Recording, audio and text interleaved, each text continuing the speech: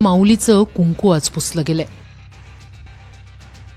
मूळचे नांदेडचे छोटे कंत्राटदार गजानन देवकते यांचा प्रशासनानंच बळी घेतला। गजानन देवकते हे मुंबईत सार्वजनिक बांधकाम विभागाचं काम घ्यायचे।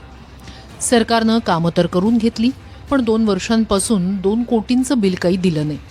अखेर आर्थिक विवंचनेतून नवी मुंबईतल्या घरी गळफास घेऊन गजानन देवकते यांनी जीवन संपवलं।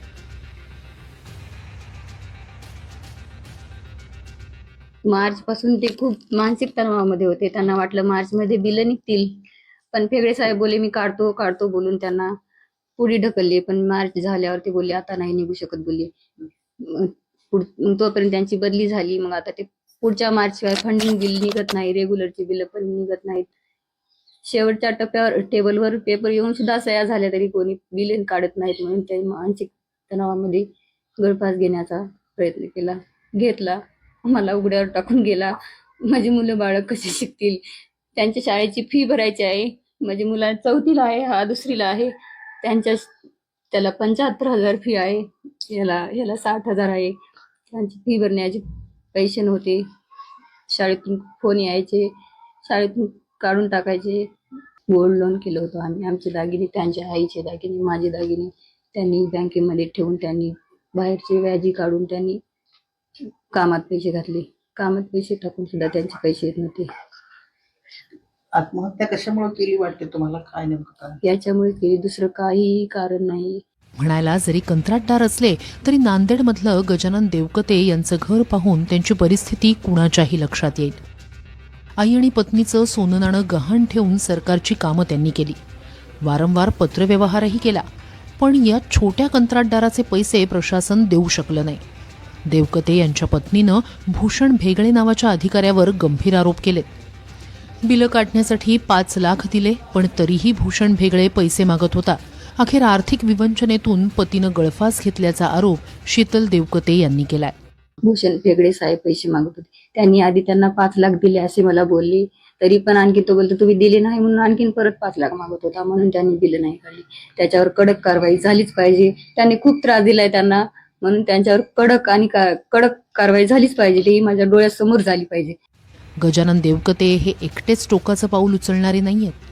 86,000 कोटीची थकबाकी असताना कंत्राटदारांच्या वाट्याला तुटपुंजी काहीतरी रक्कम द्यायची आणि आम्हाला सांगायचं की आम्ही विकासाचं पर्व करतोय, तर तसं नाहीये।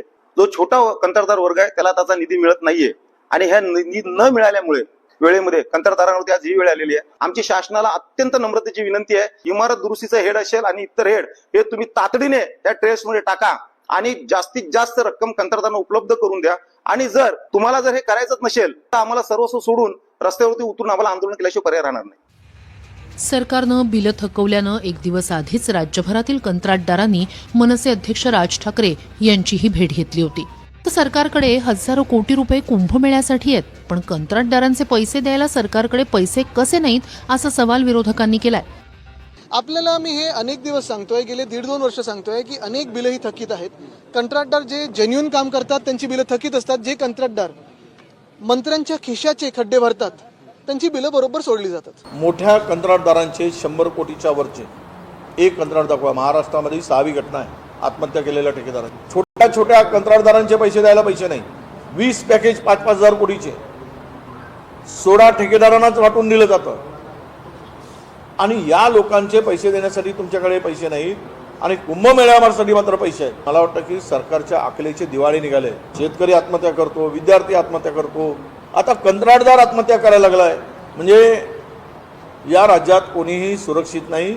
कंत्राटदाराच्या आत्महत्या अतिशय दुर्दैवी आहे, त्याचं कुणीही समर्थन करत नाही, परंतु कंत्राटदारांचं पेमेंट तातडीनं व्हावं, ते सीमलेस व्हावं, यासाठी मुख्यमंत्री आता तरी सरकारनं त्वरित पावलं उचलण्याची गरज आहे। सर्वच कंत्राटदार शेकडो कोटींवाले नाहीत। गजानन देवकते यांच्यासारखे छोटे कंत्राटदार अजूनही मंत्रालयात खेटे घालतायत।